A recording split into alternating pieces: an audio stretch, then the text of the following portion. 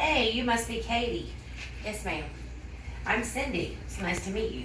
You too. So today I'm going to be recording our interview if you feel comfortable with that. Yes, ma'am. That's fine. Yeah, do you understand we can stop this at any time that you feel uneasy or you have an issue with it, okay? Okay. So today we're going to talk about your anger issues. Mm-hmm. So is there any positive things that you've done to control your anger, or have you controlled your anger in a positive way? Not recently, but I try to take deep breaths and remove myself from the situation before it gets out of control, and I absolutely go ballistic. So do you have any instances where you've controlled it? Like any examples? I have done it before.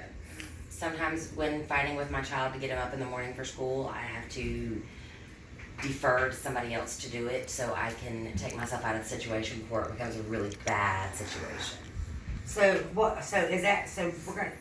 What is one of your triggers? My child. Okay, is that your only trigger? No, I get triggered by all kinds of things. I get triggered by people driving slow or pulling out in front of me and not driving, or acting like they don't have any sense when they're in the grocery store, or when the dogs act like they don't have any sense. But my child is my main trigger.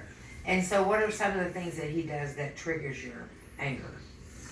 When he talks back, when he doesn't listen, when I have to ask him repeatedly to do something, or when we try to get him to do stuff for somebody other than himself and he's being a selfish brat. So is this a consistent issue that you have with him, or does he ever not give you issues or cause you triggers? He's 13 years old. Most of the time he's pushing his limits, so I am triggered quite often with him. He's not a bad kid, but he is definitely more like his father than me, and I can't deal with that. So you think his father plays a part in some of the things that causes the triggers? Nature versus nurture, yes. He's not around his father very often, but he has a lot of his characteristics. So how do you think that affects your son? I'm not 100% sure, because when I try to talk to him, he acts like he doesn't have any sense. And what do you do when you have these anger issues? How do you act out? Yell, scream, threaten to take away his stuff, threaten to beat his tail, although I never do beat his tail, but I mean, I have to actually act like a crazy mad woman about to blow the house up to get him to do anything sometimes. And how does that make you feel? Like crap. For instance? Like, I feel like I'm failing as a person and as a mother. But that's the only way I can get him to do stuff sometimes. Most of the time, I have to act that way for him to do anything. I try talking to him, I try asking him nicely. I get absolutely nowhere until I act like a crazy person. Well, do you feel that your anger issues carry over into your other things that go on in your life because of your son? I can definitely see that. I become snippy and short with other people around me when I'm irritated with him. Does that include like you driving or at work, or? Typically by the time I get to work, I have chilled out after my interactions with my son, because it's a decent little drive. Now, if I get behind idiots on the road, then no, I'm still angry when I get to work. So how are you at work? I put on a pretty smile and I go throughout my day. You don't have anything that triggers you at work? Oh yeah, my guys that I work with, they're morons. But they don't trigger me, and I don't act out like I do when I'm not at work. So what's the difference between being at work and being at home? I don't have to put on a persona at home.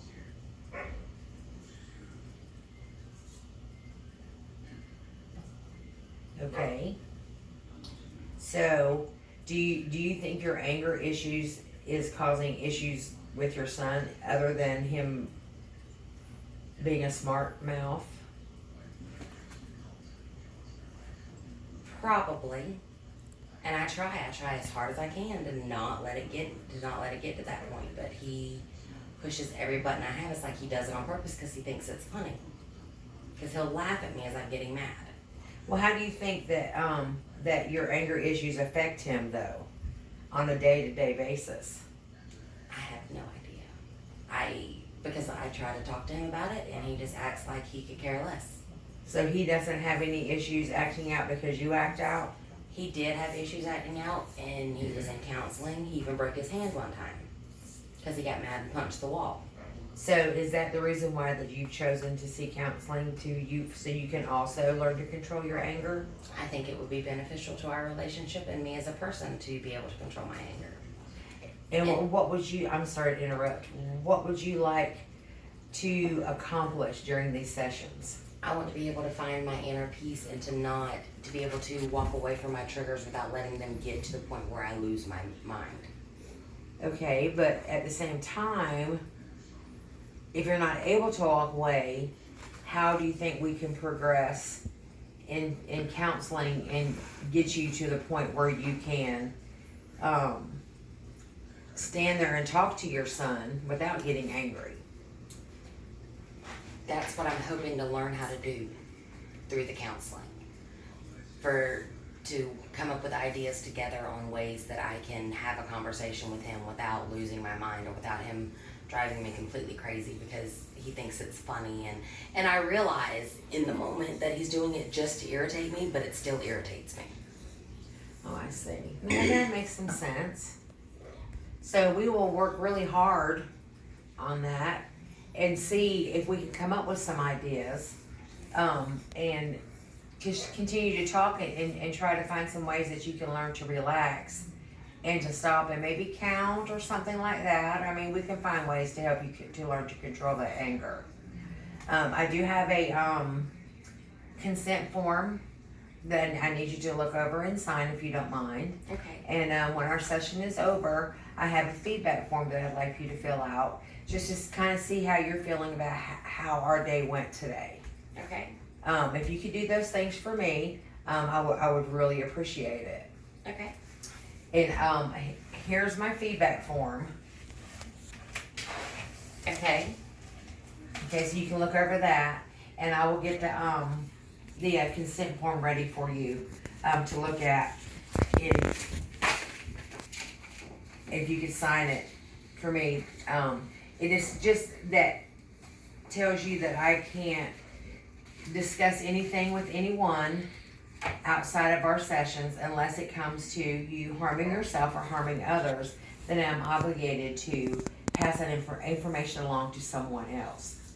Other than that, everything we say and do in here is confidential. Okay, I do want to point out that I reference to beating my child. I do not beat my child. It's just a turn of a phrase that I use.